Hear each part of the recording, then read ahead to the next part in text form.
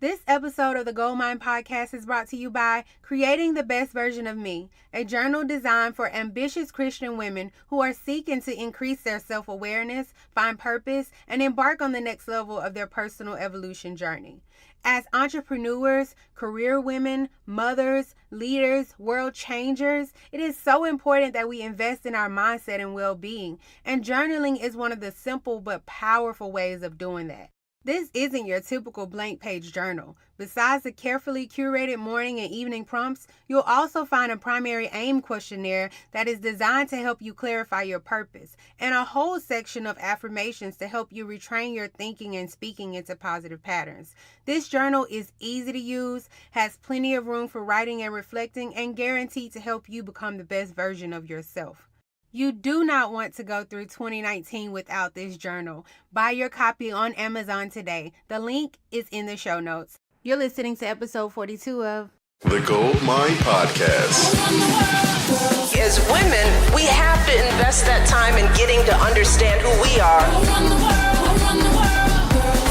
Be ambitious, be bold, create the life of your dreams. This is the Gold Mine Podcast with your host, Adrian Dion. What's up, you guys? Thanks so much for joining me for another episode of the Gold Mine Podcast. I'm excited to be back this week with another special guest. I hope that you guys listened to last week's episode with Destiny Thomas. If you haven't, make sure you listen to that episode ASAP. It is full of gems. And this week, I have another great guest, Teeya Skipper, who is a very special friend of mine. I call her a friend, I call her mentor, I call her therapist. She is all of that and more. But professionally, she is a recording artist, a singer, songwriter, and author, which she'll be talking about later on in this episode. But she is an all-around creative genius. She is from Chicago, and we know Chicago just makes some of the best people.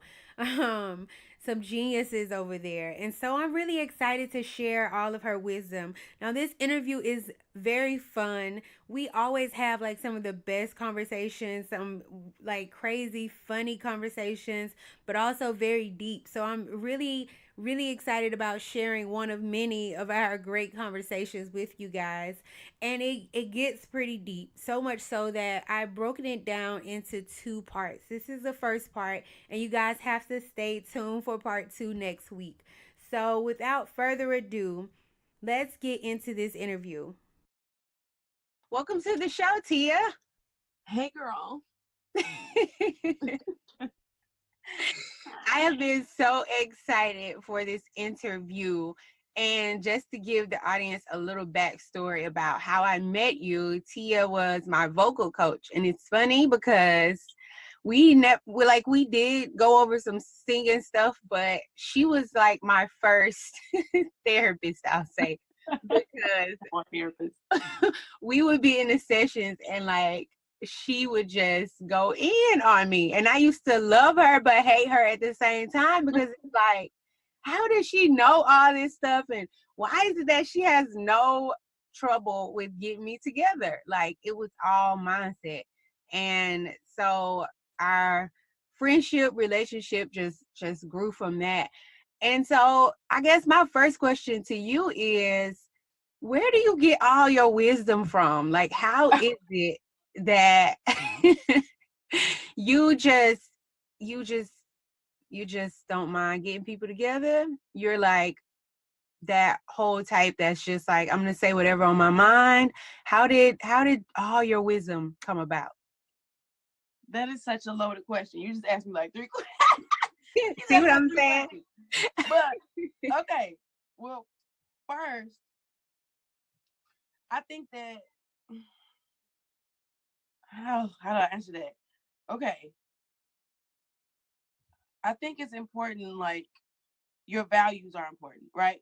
So one of my values is honesty.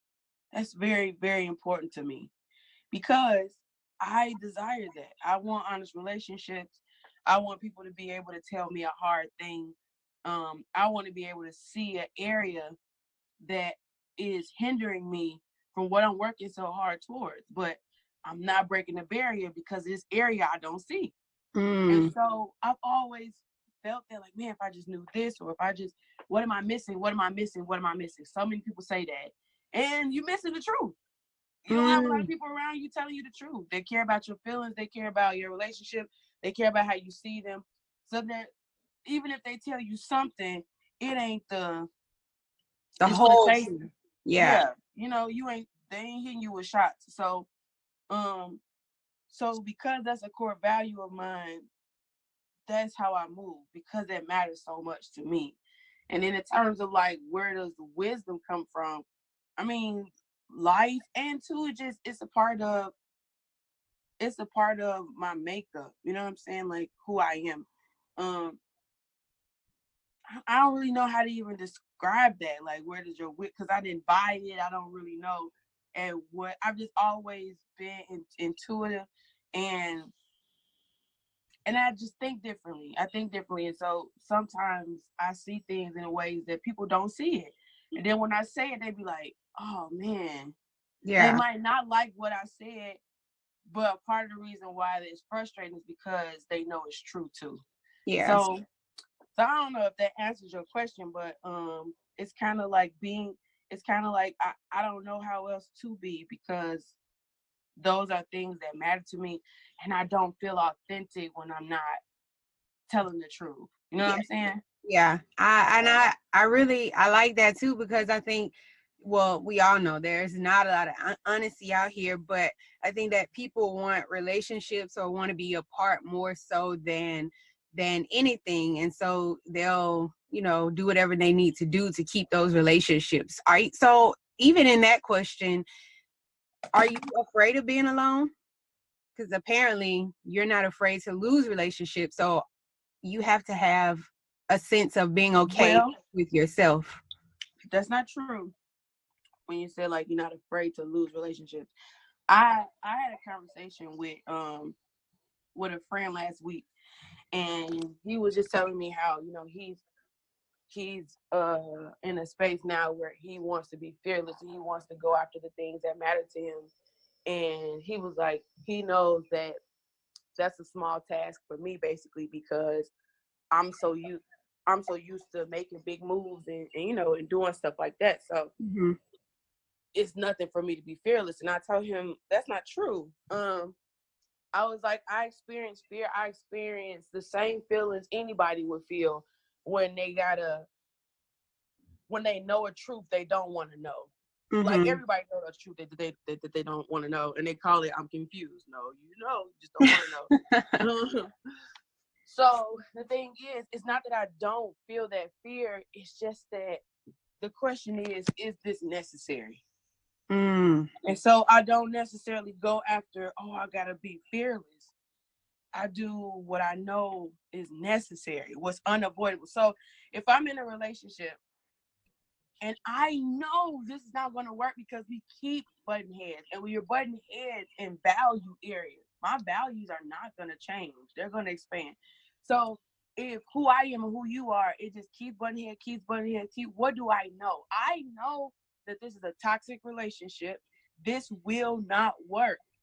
The necessary thing to do is to let it go. It cannot turn into what I want it to. I can't make this person be who I want them to be. They are already formed by their own perception, their own will. So the only thing I can do is to move away, to separate myself, so that I don't cause further harm to myself or the other person. What people don't see is the tears I cry behind closed doors from having to make hard decisions. And so all people see is the result, that, I was able to walk away, or I was able to say I'm gonna do this full time, or I was able to get out of this relationship. They don't see all the nights that I cry myself to sleep. That not in my head asking every minute, did I do the right thing? Did I do the right thing? That you don't get to see the turmoil that comes with these decisions. You just see the result. But the bottom line is, it was necessary. It wasn't me trying to be fearless. So I like being by myself. Don't get me wrong. I enjoy being by myself and doing different things. But of course I want companionship. Of course I want friends. Like, I don't want to be alone, not at all. Right. But I also know for me, because I am highly intuitive, it's very hard for me to know a truth and keep acting like I don't know. It's very hard. It's very, very hard. So you seem to be very self-aware. You know who you are, you know what your values are. You're not one that's going to bend your values for anywhere. Where did that, I feel like a lot of people struggle with that in today's time, because one, they're not self-aware. Two, they're okay with like, well, let me just, give a little, maybe my standards are too high or whatever. Do you feel like that's something that has to do with self-love? And if so, how did that journey begin for you? And have you always just been very self-aware? I gave you 3 questions again. I know. you do this all the. You did this when I met you. Like what's the first? Wait a minute. What's the first? Slow me down. Do you feel like that's the reason a lot of people struggle with that is because of self-love? They don't have the self-love. Struggle with what? Just not really holding up their standards and their values and being okay with, bending those for other people. Okay, so let me go back to what I believe was the first question. You said you don't seem to bend or break on the things that on who you are or the things that you want. So okay. Mm-hmm. So first, let me say that and Lord, please keep me on the same track so I don't forget my point. This is the like what you just asked me, and I'm gonna answer it. But what you just asked me is why social media is so powerful. And really, social media within itself is not powerful. Your perception is powerful, because perception is law. However you see something is the way it is. Because that's how you see it, and nobody can convince you differently until you decide to see it a different way. So you are literally governed by how you see things, right? So I say that to say, you say like you're very self-aware. Yeah, there are things that I know about myself. There are things that that I've practiced long enough, that I've done long enough, that I know about myself. But when you say like you seem like you don't bend or break for certain things, I wish that was true. I wish that was true. I don't always, man, there's been so many times it took so long for me to forgive myself, and I kicked myself so much because I went against something that I believed in.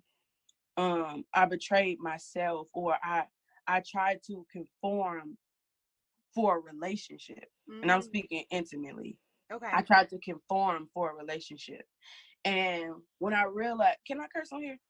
Yeah, you can. Okay. When I realized the person wasn't shit, I was so frustrated with myself that I thought I needed to be fixed. And they were the one who needed it. You feel what I'm saying? They were the one who should have been in the nearest line trying to figure out how to become a better person. They should have been the one to the nearest doctor asking, hey, can you take these lies out and put some truth in me? You know what I'm saying? Like, they should have been that person. So I wish I could take the full glory of that and say, man, y'all don't bend and break for nobody. Like, man, in certain areas, we are titans, and in other areas, we're still children. We're still gaining our strength. We're still unaware. Super unaware. And for a lot of people in the area of like who you are, that takes so much. It takes so much courage to be who you are. And I say that like that, and I almost feel tears saying it. It takes so much courage because you get to a certain point or age in your life where you realize, oh, fuck, I've been kind of doing me, but not really at all. And when you decide that you really want to do you realize this whole world that you've made up, all these people you've acquired, all these things you gave commitments to, they don't really serve you. They're not really what you want. Right. And so it takes commitment to take your commitment back. It takes courage to say, I'm sorry, I thought this was who I was, and so I made the decision based on what I knew at the time. And that helped me to forgive people who I said walked away from me or who I said betrayed me. At the time, they really probably did think this was gonna be forever. You feel what I'm saying? Yeah. But as they grew and got to know themselves, whether they found out they wanted more or found out they wasn't shit, that information still helped them to know, dang, this ain't what I want. And people have the right to make another decision. So I say all of that to say that awareness, and like I said, in some areas, yeah, I know what I'm good at. I know. But still, in some areas, when it comes to honoring my feelings, honoring what I want to do, whoo, sometimes it take a little bit more. I may not come off as strong as you see me. Sometimes I feel like a little girl tiptoeing to my desire, tiptoeing or trying to find the courage to say what it is that I want for myself. Right. You know what I'm saying? And yes, it has a lot to do with self-love. It has a lot to do with feeling like your feelings matter. It has everything to do with feeling like what you want matters. And a lot of people don't feel that way. Because you get so used to not getting what you want that you think that that's life. And the messed up part about that is you're living and playing that game, but there's so many parts in the world where other people are not. Their lives are specifically based on what they want. You feel what I'm saying? And we will call them spoiled brats. We'll call them arrogant. We'll call them all kind of shit. You can say whatever you want to, but they live in the life that they want. And because you feel judgment against it, you feel like it's wrong to put yourself first. You feel like it's wrong to make decisions that benefit you. You don't do it. You put it off on someone else. And so I hope I'm not losing you, but it does. It has everything to do with self-respect, respecting your opinion above all. It has everything to do with self-love. I love myself enough to do something about how I feel. We will stay in a relationship, a job, a situation, a church, an environment that we know is draining us, not giving us what we need, it's uninspired, it's dead. We will stay there and we will convince ourselves of why to stay. That's abuse. That's like you literally dating someone and them beating on you, hurting you, and telling you why you can't leave. You shouldn't leave. I love you. You shouldn't leave. We got all these years together. No, you should run to the nearest exit. Your feelings are screaming at your spirit is screaming at your body is screaming at, and you don't. And you're so used to just bearing it. You're so used to just. Well, I mean, this is life. People go through ups and downs. You go into talking yourself into staying in pain, into staying unfulfilled. And you just don't make it that way. And that's why I say it takes courage. It takes courage to no longer justify ill behavior from people or yourself. It takes courage to say, man, the life that I built it when I thought I was someone else. Now I know who I am. I got to walk away from what I built and I got to start over. A lot of people don't want to start over. So that's a whole other story. People will whine and complain about starting over, but they don't realize you cannot make your current life be what you want it to be. Your current life is based on the laws you created it by. So if you were insecure when you made this life, it has to abide by those laws. That's from whence it was created. You feel what I'm saying? You look like your mama, right? In some kind of way. She's the law of your DNA. So if I want my life to look different, I've got to be different at every stage. I hope I'm not giving too much. No. Just to bring it back around, like, yes, I'm aware of a lot of things. That's another value for me. I want to make sure I care about how I'm showing up. I care about how I'm treating people. I want to make sure that I'm not out here pointing the fingers. I want to make sure I'm taking responsibility for who I am.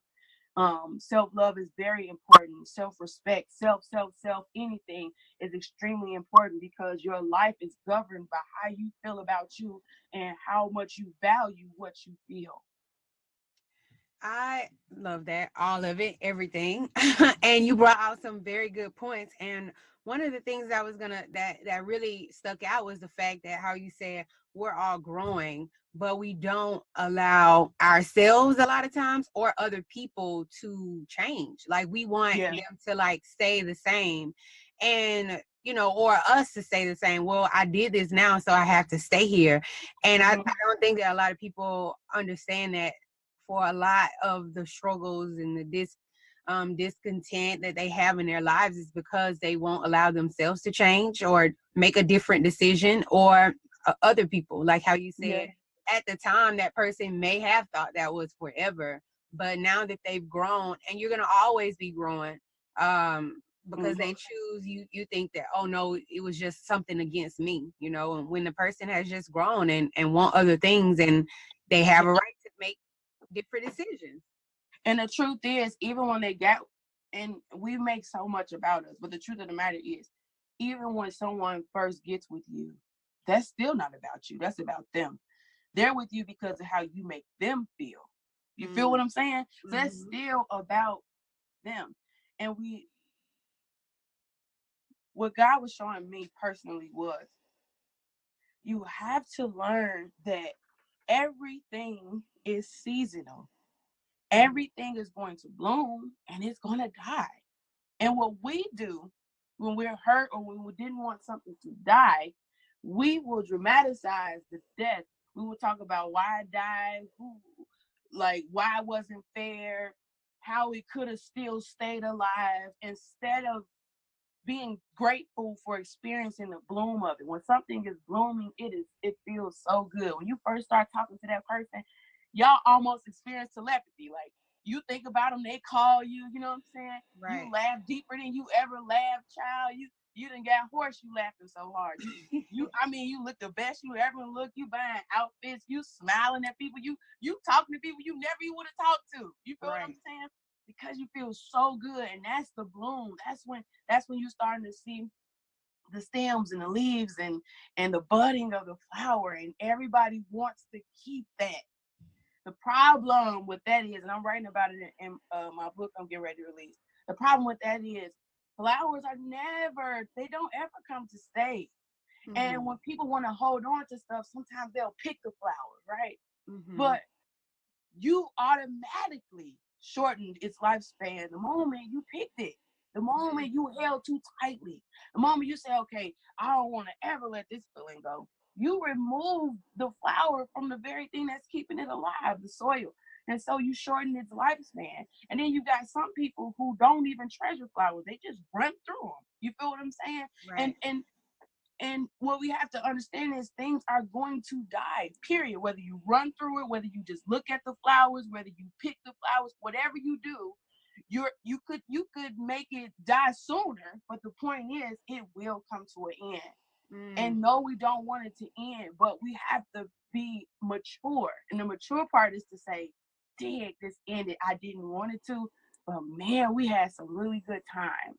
But what we do is we'll say, man, we had some really good times. And then you'll let that make you sad and say, and we could have had. No, you couldn't have had. And that's how you know you're not aware of yourself. You've grown too. That's why this no longer works. You feel what I'm saying? Yeah. And so I'm just learning that, like, people get to make another choice. You've got to extend that grace, because whether you know it or not, you are going to come to a place, if you haven't already, where you made a decision up front. You thought this was for sure it, whether it was a hairstyle, an outfit, a relationship, or a job. When you bought it, showed up, or applied, you thought this was where you exactly wanted to be. And at the time, it was true. It was true in season. But everything transforms, everything transcends, everything expands, and then eventually dies. And if we don't accept that truth just as much as we accept something new, you in for a world of pain. Life is about, look, if you don't get nothing else, life is always about starting over. You might as well get over it now. You're gonna, every day you wake up, you've started over. You know what I'm saying? So we have to let people, not that you are letting them, but you have to realize that you don't get to make someone wrong for them making another choice. They get to do that. And it doesn't mean that they were even lying when they gave you the first choice. That is what they wanted then. That was all that was in front of them then. You feel what I'm saying? And they get to want more just like you do. Yeah, I think it's so important just because it gives you a freedom. Just knowing that it gives you this sense of freedom when you think like that and you take on things like that, and not internalize other people's decisions or not internalize or just personalize everything, making it about you. It definitely gives a sense of freedom. You talked a little bit about social media, and I want to talk about that as far as us looking at everyone else's highlights and not using it, but comparing ourselves to it. I know that you are creative. You're a singer, songwriter, author. The girl can dance. She just does everything. How do you make sure that you don't fall victim to that whole comparison game? I think again, it's that, okay, so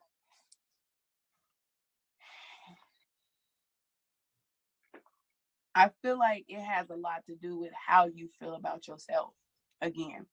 But I don't mean this in a carnal way, because you could say, oh, I know I look good, I know, but that's carnal. And the truth of the matter is, there's somebody somewhere who always will beat you in something physical. You feel what I'm saying? Yeah. Like, there's somebody who got porcelain skin. There's somebody who ain't got no pores and they've been wearing makeup forever and they skin just don't. There's always someone who can beat you in that. Like, matter of fact, let me go back a little bit. I was watching this video on YouTube, and I heard this girl say this, and it changed I will hold on to it forever. She said, there's a difference between self-esteem and self-love.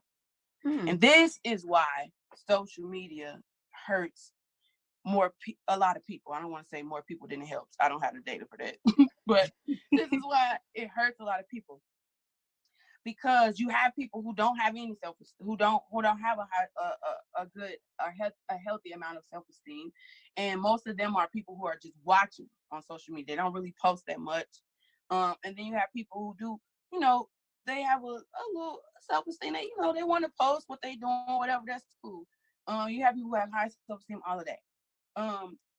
But the difference between self-esteem and self-love is self-esteem is based on self-esteem is the physical aspect of love. Self-love is the spiritual aspect of it. You get what I'm saying? Like, there's always a spiritual and a physical component of something. Always. So the physical component of love is self-esteem. But that's why it can also be taken and it can be broken. Just like anything man-made. You feel what I'm saying? It can be taken, it can be broken, it has a birth date, it has an end date, it can live, it can die. But love is eternal. So how does this affect social media? The problem is, you can have self-esteem, but the moment you encounter something that's higher than your level of self-esteem, it's going to hurt you. You feel what I'm saying? It's going to make you start to reach. Okay, what I need to do? Maybe I need to buy that. Maybe I need to do this. I'm not living enough. It starts to make you question everything in your experience so that you can do all within your power or within your mental span to see how you can have higher self-esteem. But the thing is, self-esteem, it's not you. If you live in a realm of just self-esteem, you will always compare yourself. I don't care who you are, because there's always going to be someone who has more, looks better, had that longer, that's all her hair. There's going to be somebody who has it naturally better than you. Right. Self-love is not based on anything. That's why you can't take it from me. You feel what I'm saying? Self-esteem is, oh, I look good. You know what I'm saying? I ain't had no breakouts this month. My makeup finna look real smooth. Right. Then you got an event coming up and you get the biggest pimple on your nose. Your face will start acting up. You're not even walking tall in the room like you would before, because something has happened and now it affects how you see yourself. Love is unconditional. Unconditional means this is not based on conditions. And if it is not based on conditions, it cannot be hindered by them either. That's why a lot of things that God wants us to have is not because it's not to hurt you. It's so that you cannot be moved. You feel what I'm saying? He wants you to live in a way that conditions don't change what is true. And when you build a life that's based on what you have or self-esteem, these are all conditions that will always change for everyone. You cannot maintain that. And that creates instability mentally. That's why you can go from being super happy to super low. Or you can be low and see a quote that you needed to see on Instagram and feel a little better. Either way, it's not something that you can count on because it's unstable. You have to be in control of where you want to be, how you want to feel. And that has to be in the form of self-acceptance. No matter what happens, no matter who comes, no matter what leaves, no matter what I have, no matter what I don't have, who I love, what I love about me, my presence, my existence, my being here has nothing to do with what's created. I just decided that I love myself. I just decided that I'm worthy of it. I've just decided that this doesn't have to be up for discussion. And discussion is like likes. You feel what I'm saying? Oh, this was a good picture. If it got a certain amount of likes, so enough people saw it, then that creates a discussion of whether or not this was a warranted picture, or how many people listen to my podcast, right? If a certain amount of people listen to it, oh, now I have a discussion about if this was a great episode. No, you can't live like that. You're not going to be stable. You're not going to be stable. You have to make a decision within yourself. Everything I do is amazing.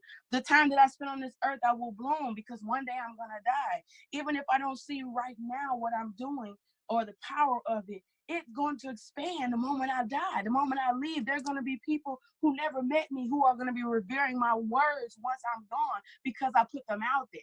They can go read a book that I published. I'll be long gone, and it's going to be people talking about, oh, and I read this quote about Teeya Skipper, and I'm going to be years gone. You feel what I'm saying? Right. So social media, if you put it in the right context, you can enjoy it, or you'll be honest and say, oh, this is boring, because it is boring. But if you, but you can't, again, you can't just live a life off self-esteem. And that's what I was trying to do. Like, I thought, okay, I just gotta get my self-esteem. I just gotta get my confidence up. And I wasn't realizing, like, I am already confident. Like, I am. I do have self-esteem. What's the problem?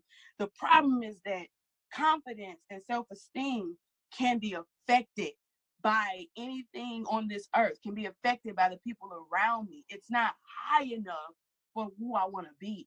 And so now I have to make the decision, okay, what do I need to do to have true power? Because everybody wants power. You want to be unaffected, or you want to affect the things that matter to you. And that's power. What do I need to do? I got to transcend from self-esteem to love. And I got to transcend from confidence to knowing. You feel what I'm saying? Yeah. So that's my take on social media. It does have it's not what it used to be. It's turned completely into business. You know what I'm saying? So right. A lot of times you don't even know what once was us posting about our friends or plates of food from great restaurants. Now there's this pressure to feel, okay, what do I put? This needs a caption. Okay, but what do I put in the caption? Now we become totally logical. And this was supposed to be a place where we're sharing our experiences, not sharing our experiences. We are sharing our overly compulsive nature to reach and to affirm and to constantly want to be wanted, loved, accepted. Like, it's not what it seems to be. But you got to transcend past self-esteem. You really do, because somebody can take that and break that. You need something that's going to be there no matter what. No matter what. Just like you want your friend, your man to be there no matter what, it ain't going to happen. But you can make that happen within you. You can say, whoever comes, whoever goes, I'm still here. And I'm going to say this, I'm going to let you keep going because I don't want to stop your questions. That's what God was trying to show me. Like, you have to detach from your emotions at some point so that you can see what lessons have come to teach you. And we always say, I know I went through this for somebody else. Somebody else can use it, but that's not why you You know what I'm saying? Yeah. You were not dragged through the mud so that somebody else can know not to get in that car. Like, God is showing you what you're made of. Like, you can take being wined and dined and loved and adored, and you can take being betrayed, backstabbed, left for dead. He's trying to show you no matter what, you're still here. That's supposed to give you confidence. You feel what I'm saying? That's supposed to give you ammo. That's supposed to give you tenacity. It's showing you that hungry or fed, I can still make it. But we don't take that. And when you don't get the lesson, you just take the pain. You always know, well, I'm always the best friend to people, and I don't ever get that in return. You don't even realize what you're really saying. All you saying is that you're codependent. All you saying is that you haven't yet taken responsibility for who you are. You get what I'm saying? Like, all you're saying is that you're using friendship for manipulation to get what you need, because you don't know how to ask for what you need up front. So we have to know what these experiences have come to show us. It's not that God is cruel or that life is hard. Don't get me wrong, it is. But the fact that you're still here and can say life is hard, what are you made of if you still live in it? You feel what I'm saying? It's to show you, like, bro, some days I have to be like, man, yo, I'm a fucking boss out here in these streets. Like real talk. When I think about stuff that I've endured, stuff that I did, shows I put on, the conditions I was in behind closed doors, nobody would have ever knew. Like, you gotta be a type of person to do shit like that. You feel what I'm saying? So I don't care if nobody thinks you cocky or whatever they think. Like, you know what you've been through. You better stand on that. Like, and that's what can't nobody take from you. That's not self-esteem. That's me knowing myself. So when you know, of course, you know who you know what you deal with. And if that's something that you are dealing with, like, you know, low self-esteem, or I'm comparing, or whatever emotions, I feel like everybody is so afraid of emotions now. And they want to label it as soon as you feel sad or depressed or something, mental illness or something like that. And I'm not knocking it, but nobody wants to sit with emotions. And we're doing so much to, if I feel an emotion, I'm going to hurry up and try to get rid of it. But emotions can tell us so much about us and what we need to work on, and a lot of different things emotions can tell us. So you're that's saying, what they're for. So if you're feeling like that, then that shows you need to do deeper work on your self-love and acceptance. Yeah, your self-accept. Because when you say, like, when we keep saying, like, first of all, let me say this: get over the fact of feeling like self-love is a feeling. It's not a feeling. Now, will you feel better when you start making better decisions? Yes, you will, but that's a byproduct. That is not the result of it. Like, that's not the core. Right. Like, I had to realize this past year, like, I was in a really depressive state. Like, I was really down, and I feel like I just could not get out of it. And now this may sound weird, but it's the truth. I was really low, like really, really low, really low. And I was in a relationship, and I was like, what the fuck am I, like, I feel just as alone. Clearly, I feel just as alone and when I was by myself than I do now. So of course that relationship, it wasn't the right fit for me, which is why I let it go. But I was depressed because, this sounds so funny, but it's true. I was depressed because I have been slowly but surely moving away from people pleasing, from caring about what people think, from giving my whole life to just help people. God had to show me that, Teeya, people are helped from your life. It is not your purpose to live your life to help people. Like, I'm not supposed to just go run to people's field and help them plant and help them grow this. Because when it's time to harvest, I won't have anything in my field. My job is to make sure that my field is cultivated. And so that when people do need help, they can eat from my surplus. But I'm not supposed to just live my life as a farmer to other people. Okay, hold on. I hope you don't forget your thought. But two of the funniest moments I ever had with you was, number one, when you told me, you asked me what I wanted to do, and I was like, I just want to inspire people. You were like, Inspired to do what? Like, people aren't inspired by you getting up saying this, that, and the other, or whatever. Like, people are inspired by your doing what you do. They can get from that, but it's not like, oh yeah, that's not a job. And the second one was when you said the byproduct. Yeah, and the second one was like when you were saying about how, you're out here wanting to do for other people. She was like, you were like, God did that already. Jesus came and saved where he's a savior. Oh yeah, like, you out here trying to be a savior. Right. Yeah. And that job was already taken.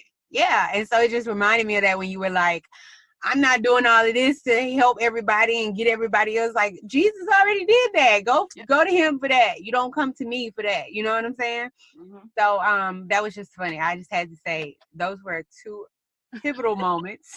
Yeah. But of course I can say that to you because I recognize that because I was looking at myself. Right. So my point was I was experiencing depression because the decisions that I had been making were decisions of love. Hear me well. I was making loving decisions and I was depressed because they didn't feel good at all. And I thought I was doing the wrong thing because I was losing everything I said I wanted. I was losing it. And so now I'm like, okay, what the fuck? Like, what are we doing here? Like, what is life? You feel what I'm saying? That's the stage I was at. Like, what is life? What are we doing? What are we doing? Why am some days I ain't gonna even lie. I was like, why am I getting up? Like, for what? Mm-hmm. For what? What are we doing here? You know what I'm saying? And it took me to, I don't even remember what space I was in, but to hear it was God showing me that your body or your mood, your current state is throwing a temper tantrum because you have stopped.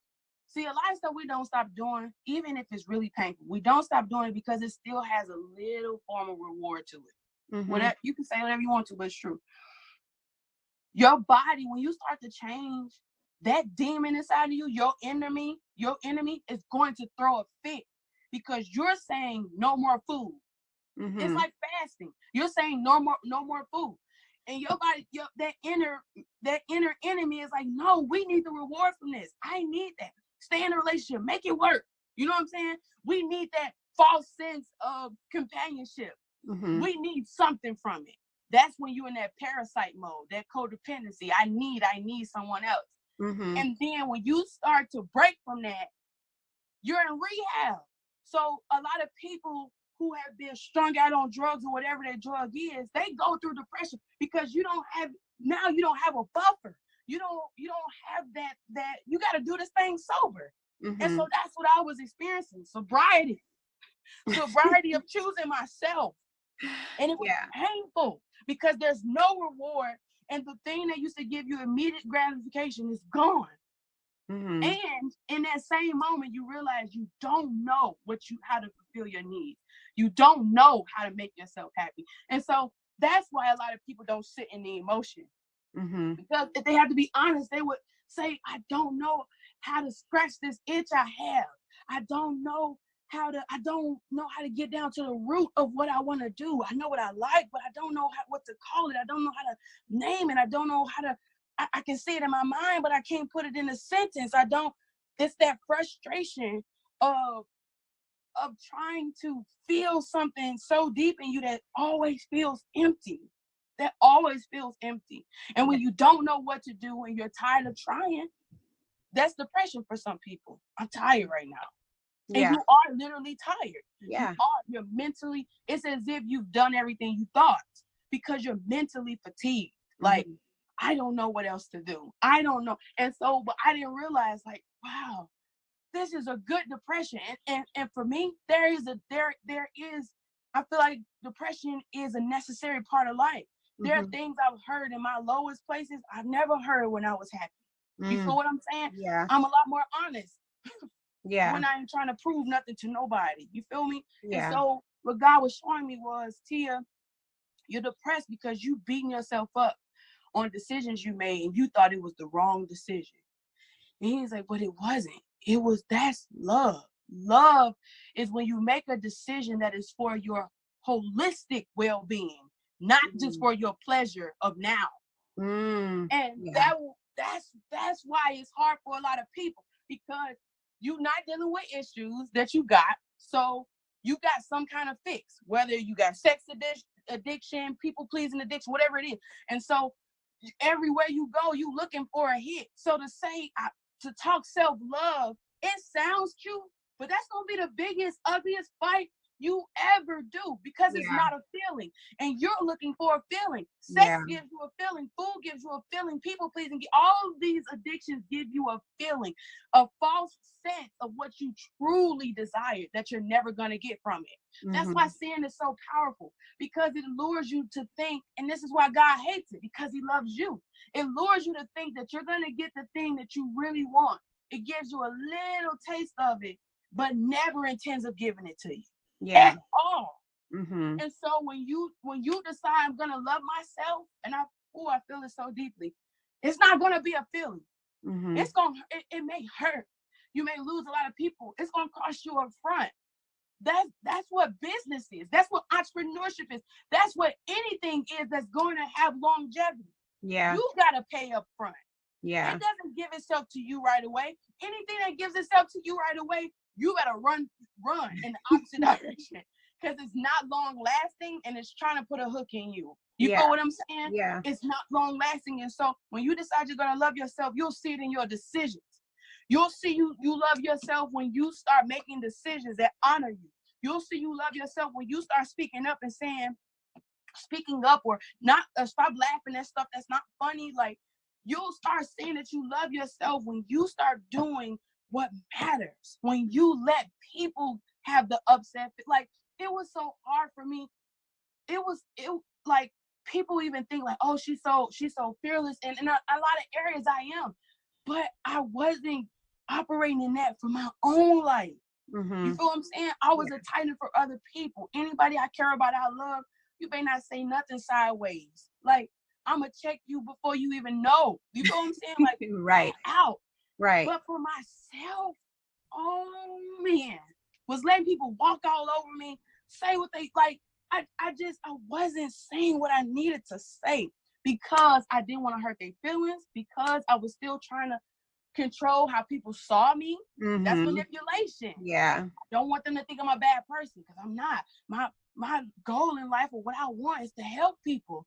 So if I say, and then this is how the enemy gets you.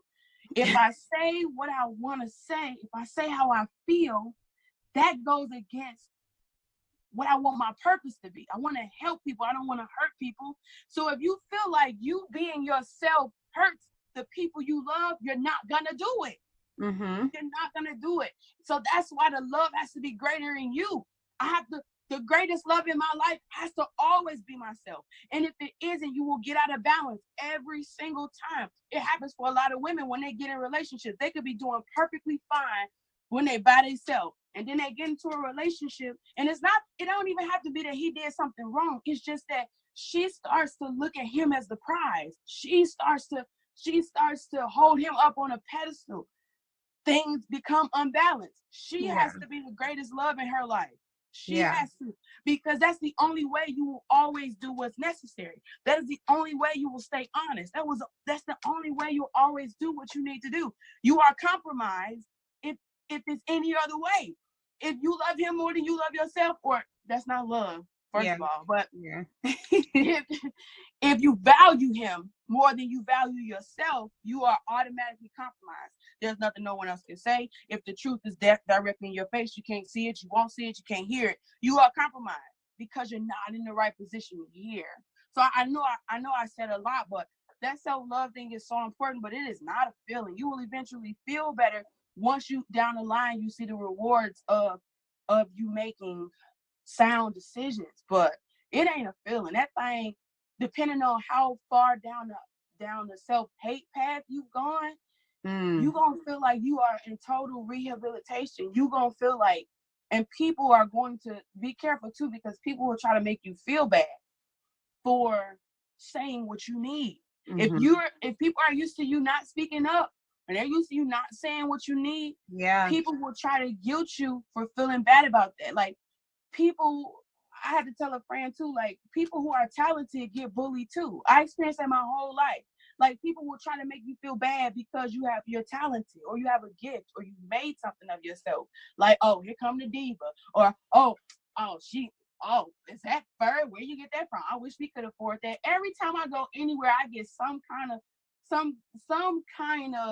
grand sarcastic remark from somebody. Yeah. You know what I'm saying? Yeah. And I used to run from that because again, that's not who I want to be. That contradicts my intention, so let me run away from it. But now I'm at a point where it's like, okay, well, if you know the queen is here, move out the way. You feel what I love it. No, I love it.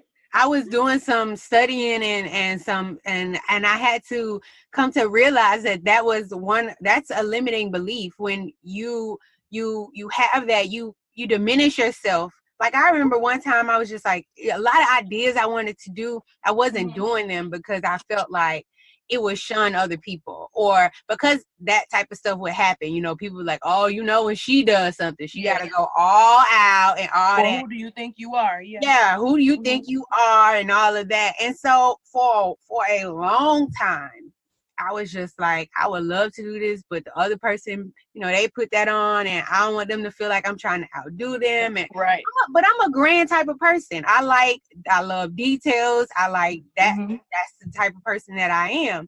And so it was almost like God was like, you have to get back to that because that's who I made you to be. And, you know, if I'm not, then I'm just saying like, okay, well, you made me wrong. Well, you know, whatever. But it's a limiting belief because of the fact that you are diminishing yourself because of you thinking that it's going to make somebody else look bad or, you know, diminish what somebody else has going on, or you won't go after things that you really want because you think that it's going to, you know, be something on somebody else's success or make somebody else look bad. But that's something that it's a mental barrier that you have to break, number one. And then number two, like I remember my brother saying one time, you making all these sacrifices, you know, for other people, but they leave happy and you leave sad. Like, you're the one who feels bad about, you know, whatever it is, or man, I wish I would have said, you know, I should have said this or I should have said, but they went ahead and said everything they needed to say. And that's first, let me say that's true. That is a very limiting belief. And that was something that haunted me since I was a kid. And I literally have given up opportunities. I've given up my seats. I've given up a lot because I just felt like it's not that deep to me. It's not that important to me, but it is important that I live my life. You feel what I'm saying? And I can't let anybody punk me, period. Whether somebody's just trying to bully you just because they want to, or somebody's trying to make you feel bad for who you work to become. They don't have that right. You feel me? Right. And then the second thing is when people, I think I've said this to you too, when people walk away pleasing you and you walk away empty or sad or with so much stuff that should be on the outside of you, but it's still on the inside, like words. That's how you know you've struggled with people pleasing. And you've learned how to sit with poison. You feel what I'm saying? You've learned how to. That's why I said when you said, what do you do to become more self-aware, to not abandon who you are? You have to have self-love and self-respect. You have to value how you feel. Like you have to see, this is the problem. We make decisions off of how people feel. But you won't make the decision you need to make off of how you feel. That's fucked up. And it shows you who's in the power seat. And that's why social media don't work for a lot of people. Because you're not in your power. You're not making the calls. You're not, like, the reason why there was always a lie in terms of people trying to make me feel bad about who I am, is because I'm in nobody's way. Because I'm not in your mind. You can have whatever you think, whatever you create, whatever you believe. I can never be in the way in that because I can't be in you. You feel what I'm saying? There's only one you. That's what creates a lane, not an industry, not a genre, not a title. That doesn't create a lane. The fact that you are who you are with your DNA living in this time, in this moment, that is a lane within itself. That's actually a whole world within itself. Right. You feel what I'm saying? Mm-hmm. Your perception creates your world. So however many people on this planet is how many worlds are on this planet. Mm-hmm. So you're never in anyone's way, and you're not even in anyone else's rear view. So if they choose to look at you, you're still not in their way. They're looking at you. Right. You got to give people back their shit. And that's what I realized. Like, as somebody who does feel, who is intuitive, for people who are empathic, you gotta, this is why alone time is important, because you gotta make sure that the shit you got is your stuff. Yeah. And I realized that I was taking on everybody's stuff. If somebody didn't like me, I mean, don't know why they don't like me, don't know who they are. It would make me sick to my stuff. I just couldn't get, like, it became my problem. Yeah. It wasn't mine. Yeah. It wasn't mine. So you gotta let that thing go. Like, you really gotta just fall. Like, you know how we always telling people to jump? Yeah. You don't even need that big of an action. Stand wherever, you know that trust game and they tell you to fall back? Yes. You gotta fall forward and just literally, you have to let go and say, come what may. You have to let go of conditions and people and hows and opinions. None of that shit is really real. It's just noise. You know what I'm saying? It's really just noise. And everything that anybody wants who's gonna hear this is gonna come through a decision, not a feeling. The feeling comes after you made the decision long enough. Yeah. You feel what I'm saying? You want to feel better about your life, I get it. But it may not happen right now if you 80 pounds overweight. But you got to get in your mind that I'm making the decision to change, and I honor myself enough to care about my health. You feel what I'm saying? Mm-hmm. Knowing that is going to make you feel better because you know the decision you made. Well, a lot of people, you're not looking for help. You're still using self-development and encouragement. Now this has become a drug too. You're looking for another feeling. Right. And the funny thing is, the things that are gonna be there in and out of season, no matter what, no matter the conditions, they are not feelings. Mm-hmm. They are spiritual. They are knowings. You feel what I'm saying? They are roots.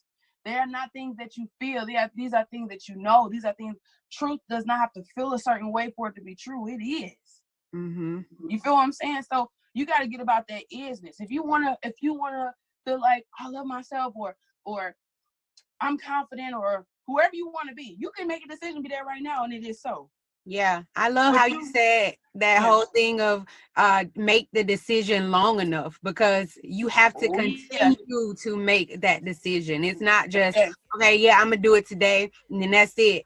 No, long enough. I love that part. I love that part. Just like you made the decision long enough to suppress how you felt about certain things, and now you got low self-esteem, or now you feel what I'm saying? Those feelings came from a sustained decision you made. Like, feelings can change. Yes. They are not law. They are evidence of what you're deciding. Oh my gosh, yes. So many great gems. And this is just part one of the conversation. I know you guys are mad at me, but I had to cut it somewhere. You have to tune in next week for the rest of this conversation, and I promise you will not regret it. This is just getting good. Be sure to tune in next Tuesday. It will drop at midnight, I promise you. And if you're on my email list, you might just get it a little early. Make sure you join the tribe in the show notes below. I'll talk to you guys later.